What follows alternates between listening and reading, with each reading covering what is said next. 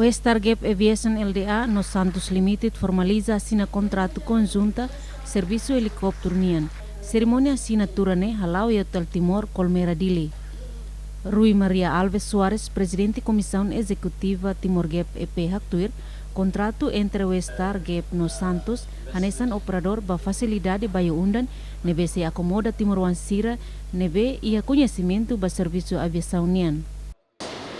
Oportunidade que dia nós já temos para e tem operação lá halo de dili mas se continua vai suai a mim halo esforço todo para atubele e a tempo fulane de lara quando pronto se dori vai suai.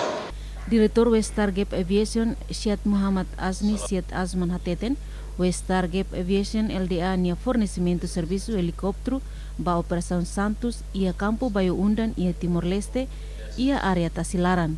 The signing of this agreement with Santos for helicopter transportation services is a moment of great pride for us. We will be providing essential crew change and medevac standby services to Dili and Darwin utilizing 2 Leonardo 189 helicopters.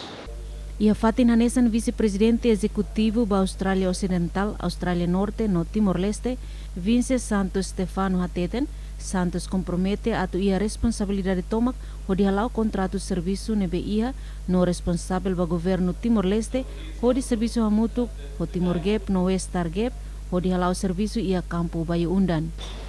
This new contract comes just months after Santos welcomed Timor Gap as a participant in the Bayu Undan joint venture.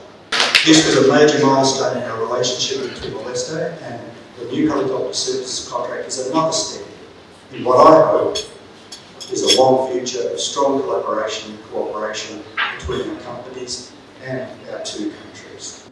Marca presença e a cerimônia assinatura ne Ministro Comércio no Indústria Malaysian, Ministro Comércio e Indústria Nino Pereira, Ministro Petróleo no Mineral, Francisco Monteiro, Presidente da Autoridade Nacional Petróleo no Bainaca Distinto Ciracelo.